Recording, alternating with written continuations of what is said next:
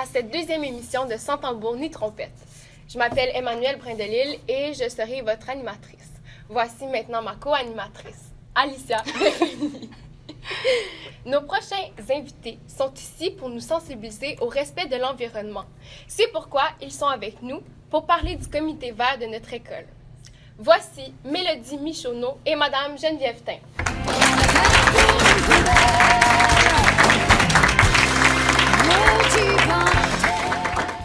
Donc, depuis le début de l'année scolaire, on a la chance de voir des élèves au milieu de l'agora qui font la promotion du compost, par exemple. On voit aussi des affiches aux couleurs du comité vert. Premièrement, qui fait partie de ce comité et concrètement, quels sont ses objectifs? Donc, dans le fond, c'est des élèves de tous les secondaires, que ça va du secondaire 1 au secondaire 5, pré-dep et adaptation scolaire. Donc, ça touche tout le monde, et même les autres élèves qui ne font pas partie du comité, ça les touche également, puisqu'on veut les inciter à travailler avec nous pour aider le tri des déchets. OK. Puis on sait qu'il y a beaucoup à faire pour l'environnement en général à travers le monde, mais ici à l'école, c'est quoi concrètement vos objectifs? Donc, on a commencé par la priorité, disons, à l'école, c'était d'améliorer le tri des déchets. Et d'ailleurs, c'est pour ça qu'on a lancé le concours de compostage. Mais c'est pas juste la gestion des déchets, l'environnement. Les membres du comité vert ont suivi des formations auprès d'Enviro-Éducation pour mieux connaître les enjeux puis les solutions qu'on peut mettre à l'avant. Et avec ces connaissances-là, les membres du comité vert vont ensuite sensibiliser les élèves directement dans les classes pour essayer d'influencer tout le monde à faire leur part, à faire leurs gestes. En collaboration avec Enviro Éducation, qui fait plusieurs kiosques, dont un qui est la dégustation d'eau. Donc, on va faire une dégustation d'eau, soit de l'eau en bouteille et de l'eau du robinet pour voir les différences et que c'est pas la même chose. Et sinon, on a un kiosque, ça s'appelle les bars NAC. C'est des bars qui sont faits avec de la farine de grillon. Et donc, on veut en faire la dégustation aussi. Sinon, on a d'autres kiosques qui sont là pour sensibiliser, donc sur les arbres, sur les boîtes à lunch écologiques et sur plein d'autres choses qui touchent l'environnement. Okay. Pour améliorer l'environnement dans nos écoles, il y a plusieurs personnes qui ont des bonnes idées. Est-ce que c'est compliqué de transformer ces idées-là en projets concrets? Ça dépend l'envergure du projet. OK. C'est certain que des plus petits projets, comme justement les concours de compostage, on peut les instaurer sur le coup. Mais des problèmes plus d'envergure et des projets plus gros sont souvent plus difficiles à instaurer parce qu'on doit faire appel à la direction, puis à la commission scolaire et des fois même à la ville. Donc, c'est plus difficile de les faire organiser ou autoriser par les directions. Mais si je peux rappeler à tout le monde, le comité vert a été mis sur pied dès la rentrée. Donc, ça fait pas très longtemps qu'il existe. Okay. Là. Notre brigade, on est à peu près 25-27 membres dans le comité vert. Juste depuis le début de l'année, on a partagé beaucoup d'idées. Mais comme Mélodie disait, c'est des fois plus ardu pour certains projets, dont la fameuse ruche. C'est un projet qui nous tient à cœur. Oui, au début de l'année, on voulait instaurer une ruche à l'école, donc des abeilles. On en a discuté avec la direction et ça s'est rendu jusqu'à la direction. Mais là, on est rendu une étape plus loin. On attend l'autorisation de la commission scolaire pour que ça entre en vigueur. Donc, on se croise les doigts pour que ça vienne à l'école. Okay. Mais imaginez ça, du bon miel du versant. Il n'y a pas plus local que ça.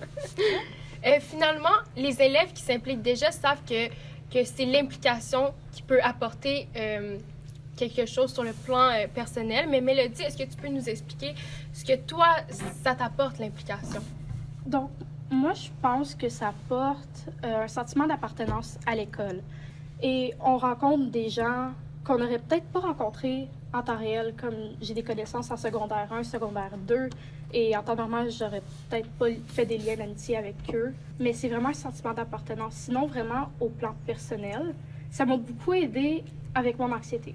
Parce que sur le plan social, j'avais beaucoup de difficultés à parler en public. Et voilà où j'en suis, sans tambour ni trompette. Puis qu'est-ce qui t'a donné l'idée de t'impliquer en particulier dans le comité vert? Bien, on s'entend que l'environnement, ça touche tout le monde. Et comme je disais, tous les gestes comptent. Donc, l'environnement, c'est quelque chose qu'il faut préserver. C'est pour ça il fallait qu'il y ait un comité vert. Surtout qu'on en a eu un il y a quelques années, mais qui s'était arrêté par manque d'implication. Oui. Justement, donc, juste le ramener à l'école, c'est déjà un pas de plus. Moi, je trouve que c'est un comité qui a lieu d'être et qui peut évoluer au fil du temps. Merci beaucoup, Mélodie et Madame Tain. Nos deux prochains invités sont deux élèves de l'école qui ont su chacun surmonter des difficultés en s'impliquant à leur façon dans leur sport scolaire. Recevons chaleureusement Nicolas Perrier et Yann Duval-Gravier.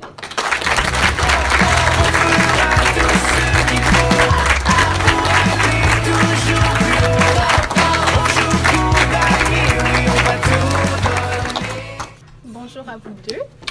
Bonjour. Donc, Nicolas, on sait que pour certaines personnes, le sport est une source de motivation scolaire importante. Peux-tu nous raconter comment le sport est une motivation pour toi? Le sport, ça m'a vraiment aidé à me concentrer sur ce que j'avais à faire à l'école, vraiment. Parce que ça n'allait pas bien dans mon école, puis c'est vraiment ça qui m'a mis sur le chemin, puis qui m'a vraiment dit si tu veux faire ça plus tard, ben, va falloir que tu te concentres là. Est-ce que ça fait longtemps que tu joues au football? Oui, depuis que je suis en 6e année. J'ai un autre sport aussi. Je fais du baseball. OK. Puis c'est vraiment. Ces deux sports-là, c'est ce qui me met vraiment en place, qui m'aide vraiment. OK. Puis c'est quoi tu préfères dans ces sports-là? Surtout travailler en équipe. OK. Le fait que tu as d'autres coéquipiers, tu as d'autres gens qui sont là pour toi, puis tu sais, quand tu joues au football ici à l'école, tu sais que tu as toujours quelqu'un qui va être là pour toi si tu as besoin d'aide. C'est une famille, le football dans le fond, aussi le baseball. Alors, c'est pas mal ça. J'ai eu beaucoup Coach Croft, Kevin Croft à l'école ici, un professeur. Lui, c'est vraiment quelqu'un qui m'a aidé vraiment à me mettre sur mon chemin, surtout. Avec tout ce que j'avais, c'était tout le temps lui qui venait me voir. On avait tout le temps des suivis. Il me disait hey, faudrait que tu déniaises un peu à l'école, tu sais. Est-ce que c'est encore le sport qui te maintient à l'école ou est-ce que tu as pu développer d'autres sources de motivation? Ben, il a fallu que je développe d'autres sources, c'est sûr. Parce que c'est pas juste le sport qui va m'aider à passer aussi, là. Il fallait que je me concentre vraiment aussi sur l'école. Alors, à développer des petites techniques, surtout au football, on a 30 minutes avant nos pratiques, on étudie, c'est vraiment ça qui m'aide à surtout avancer parce que là, je suis obligé d'étudier. Alors, c'est sûr que je vais m'y mettre. Est-ce que tu as remarqué que la pratique de ce sport-là, il y a eu des effets bénéfiques dans d'autres sphères de ta vie? T'apprends c'est quoi vraiment travailler ensemble. T'apprends aussi surtout le fait d'avoir une personne à côté de toi qui peut être là, qui va vraiment t'aider. Aussi, être sportif, vraiment te tenir en forme. Ouais. Tu pratiques plusieurs sports, comme si tu regardes vraiment les fiches des joueurs qui vont jouer professionnel au football, c'est tous des joueurs qui jouent du basket, qui jouent du baseball. Ils font pas juste un sport. C'est rare les joueurs qui font juste un sport. Penses-tu que ça l'a aidé ta confiance personnelle? Quand j'ai vu qu'il fallait que je fasse confiance à moi-même pour faire des choses, c'est comme ça que j'ai commencé à avancer. Ouais. Est-ce que le sport, c'est une activité que tu envisages de façon professionnelle à l'avenir? Oui. C'est sûr que moi, c'est ça que je veux faire. C'est le sport. C'est vraiment juste du sport, c'est ça que je veux faire plus tard. Puis, ben, c'est sûr que c'est difficile, mais il faut travailler. Puis, on va voir ce que ça va donner. Toi, Yann, tu as atteint d'une déficience visuelle et tu as quand même relevé le défi de participer à un cross-country. Qu'est-ce qui t'a motivé à participer, dans le fond, au cross-country? En fait, ça fait longtemps que j'aime la course. Parce qu'il y a beaucoup de sports comme soccer, baseball, tout ça, c'est des sports que je peux pas vraiment faire à cause de justement ma déficience visuelle. C'est plus difficile pour moi. Fait que j'ai toujours vraiment aimé la course parce que c'est un sport qui est plus facile. Quand j'ai commencé à courir, ça fait plusieurs années que je cours. Quand j'étais en secondaire 2, j'ai fait le Grand Défi Pierre Lavoie, qui est une course à relais Montréal-Québec. Puis j'ai commencé ces entraînements-là quand j'étais en secondaire 2. Fait que c'est là où j'ai découvert que j'aimais vraiment la course. Puis depuis ce temps-là, je me suis pas mal impliqué dans chaque activité de course de l'école. OK. Est-ce que c'est quelque chose que tu prévois refaire? Oui, je prévois le refaire. En fait, l'année passée, j'avais commencé à le faire, mais je me suis pas rendu au cross-country comme tel. J'avais juste fait les entraînements. OK. Mais cette année, je suis vraiment contente d'avoir fait parce que c'est des nouveaux défis, puis j'aime beaucoup faire des défis, relever des défis comme ça. Pour les personnes qui savent pas vraiment comment ça marche, le cross-country, les entraînements, comment ça se passe? Normalement, les entraînements, comme tout le monde, je pense que ils se rencontrent les jours 4 ou jours 3. Ils se rencontrent quelques jours par cycle pour s'entraîner, courir dehors. Mais moi, j'avais une technicienne avec moi. OK. Puis on s'entraînait. Des fois, j'ai des périodes libres durant la semaine. Fait que je m'entraînais à la salle de musculation mes Ok. périodes libres. Ah, Je faisais du tapis roulant, je faisais Ok. des haltères, je faisais du cardio, tout ça. Puis est-ce que cette madame-là, elle a couru avec toi lors de ton cross-country? Ben justement, c'est elle qui m'a aidé, vu qu'il y a beaucoup d'obstacles dans la forêt, Ouais. puis tout ça, c'est elle qui me disait, ben fais attention, comme il y a une roche ou il y a une branche, puis Ok. comme genre, elle prenait mon coude, puis elle disait, ben un peu plus à gauche, puis à droite, Ok. puis on courait comme ça. OK. Sur un autre ordre de pensée, as-tu une facilité d'intégration à ton arrivée à l'école ici? Ben c'est sûr que c'était un gros changement pour moi l'année passée quand je suis arrivé, parce que je viens d'une région, une petite région en campagne. Fait que pas juste, oui, c'est une grosse adaptation, mais pas juste l'école, vraiment la ville en général. Ok. Fait que partir d'une petite campagne, un village de 2000, arriver à Gatineau, c'est vraiment quelque chose de gros. OK. Fait que c'est une plus grosse école, puis beaucoup plus de personnes. Fait que ça a pris quelques mois, peut-être 2 mois, à m'habituer juste à la grandeur de l'école, puis d'avoir tellement de monde. Puis est-ce qu'il y a des aspects que nous, on pourrait trouver plus difficiles, mais que pour toi, tu sais, c'est quand même facile, puis ça te cause aucun problème? Ben oui, je veux dire, comme je vais prendre par exemple, tantôt, il y a quelqu'un qui est venu me voir puis qui me dit qu'elle me trouvait bon justement de pouvoir me déplacer facilement dans l'école, que j'avais un bon sens de l'orientation. Mais moi, vraiment, je suis habitué, je me promène dans l'école avec aucune difficulté. Il y a beaucoup de monde qui pense que des fois, je peux avoir de la difficulté, même avec les escaliers ou quelque chose, mais OK. j'ai aucune difficulté à me déplacer dans l'école. Ah. Somme toute, est-ce qu'il y a des projets que tu aimerais réaliser et des défis que tu tiens à relever? C'est certain que l'année prochaine, je prévois aller au cégep. Puis juste là, c'est considéré un défi parce que c'est encore un nouvel environnement, une nouvelle adaptation. Ouais. Je prévois justement aller étudier en travail social. OK. Bon, Ben, merci, Yann et Nicolas, pour cette belle entrevue. Nos prochaines invités participent à Vogue, le prochain défilé de mode de notre école qui aura lieu les 29 et 30 mars prochains. Veuillez accueillir Madame Boucher, Anna, Tatiana, Zéneb et Daphné.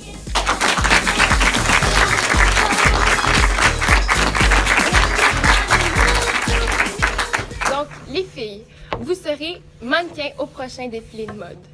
À quoi peut-on s'attendre lors de cette soirée? Ben, ça va être vraiment gros. Vous allez voir, ça va être fun, ça va être c'est un défilé de mode, comme tu l'as dit tantôt.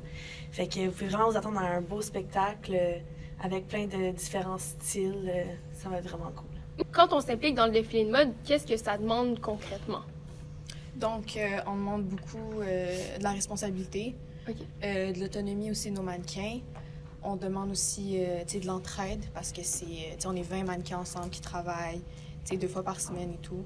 Donc, on demande vraiment un bel environnement entre nous.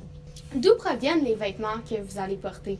Ben ça, dans le fond, c'est des boutiques de Gatineau OK. qui nous prêtent leurs vêtements pour que nous, on les démontre lors de cette soirée-là. OK. Puis qui choisit qui porte quoi? Ben ça dépend. Il y a des boutiques qui ont vraiment des critères spécifiques de quel genre de mannequin qu'ils veulent. Mais il y a des fois aussi que c'est pas vraiment important pour eux. OK. Donc, c'est le comité qui... OK. OK, parfait. Madame Boucher, comment vous est venue l'idée d'organiser un défilé de mode dans un cadre scolaire? Bien, en fait, c'est la 4e édition. Donc, l'idée m'est venue en 2009-2010, au moment de la première, avec Vogue numéro 1. Puis, en fait, c'est l'épanouissement là, des élèves là, qui accomplissent dans ce projet-là. C'est vraiment viscéral dès qu'on le commence. C'est l'adrénaline. Donc, c'est tout ça mis en branle, les élèves qui m'en ont reparlé. Puis, j'ai décidé avec mon acolyte, Madame Demers, de repartir le projet cette année. Quelle différence peut-il y avoir entre un défilé de mode tel qu'on le connaît et un défilé de mode dans un encadrement scolaire? On travaille beaucoup l'estime de nos élèves, OK. la confiance en soi, la posture, la démarche, la politesse, le respect d'eux OK. et des autres également. Là. Et le milieu de la mode peut véhiculer beaucoup de préjugés ou de stéréotypes. Est-ce que, selon vous, un défilé de mode peut combattre ce genre de stéréotypes? Ben, dans le milieu de la mode qu'on voit de tous les jours, surtout d'aujourd'hui, c'est vraiment très stéréotypé. Ouais. Puis la majorité des grandes marques, ils ont vraiment un type de genre de personne qui inclut pas tout le monde. Ouais. Donc nous, on essaie vraiment de de pas aller dans ça. Puis on inclut tout le monde, de toutes sortes de personnalités, toutes sortes des mondes différents puis magnifiques, tous les uns différents des autres. Est-ce que je peux poser une question? Oui. Est-ce que c'est surtout des filles qui participent au défilé ou il y a aussi des garçons? Il y a des garçons aussi. On a nos mannequins gars. On est On très est fiers. une majorité de filles, mais il y a aussi des gars qui font partie du défilé. Ouais. Qu'est-ce que vous pensez tirer de cette activité? Vous trois, là. Ben moi, personnellement, cette activité, c'est vraiment... tu sais, moi, ma passion, c'est de la mode, tu vois. Puis le fait que j'ai une opportunité de pratiquer cette activité-là dans ma propre école, c'est encore plus génial, aux côtés de des amis, des personnes nouvelles que je connaissais pas avant, puis que j'ai créé des beaux liens avec eux. Pour moi, c'est aussi une activité familiale. J'ai mes deux grandes sœurs qui ont fait le premier, puis le troisième. C'est une fierté pour moi de le continuer, puis la nouvelle génération et tout. Donc moi, j'espère en tirer des très, très beaux souvenirs qui sont incomparables avec quelque chose d'autre. Ben moi, je voulais vraiment voir jusqu'où est-ce que je pouvais aller en explorant avec différents styles. Fait que le défilé de mode, mettons, je m'habille pas hyper chic ou extravagant normalement, mais le défilé de mode, ça m'a aidé à sortir de ma zone de confort avec la mode. Puis je trouve ça vraiment le fun de voir ce que les autres portent aussi. OK. Et vous, Mme Boucher, que souhaitez-vous apprendre Dans ça, aux élèves qui participent? de s'aimer. Vraiment, vraiment. Moi, là, c'est ce que je trouve qui est mon petit bonheur dans ça, c'est dans les yeux. Donc, quand on prend les premières photos de nos élèves, puis qu'après, on prend les dernières pour effectuer notre magazine, on voit tellement la confiance, l'amour que là, ils ont développé d'eux-mêmes. Là. C'est un beau mot. C'est très, très valorisant. Vraiment. En terminant, pour les personnes intéressées à assister au défilé de mode, où et quand pouvons-nous acheter les billets? Ben, les billets vont être en vente le 14, 15, 21 et 22 mars, ici devant la radio étudiante à l'école. Les billets réguliers sont au coût de 15 et les VIP, 20 VIP, ça inclut quoi en particulier? Donc, en fait, les VIP, pourquoi sont 20 $? C'est parce que vous aurez une visibilité privilégiée du stage, donc plus en avant et à l'arrière aussi, mais dans des chaises et des tables surélevées. Également, vous aurez des services que les réguliers n'auront pas. Donc, ça va bien vous compter. Et en tout temps, on peut se procurer des billets auprès de nos mannequins participants. Voilà. Parfait. Parfait. Merci à tous et à toutes. C'est ce qui met fin à notre émission de Sans tambour ni trompette. Bonne journée et à bientôt. On se reverra dans une prochaine émission qui se déroulera au Salon du Livre.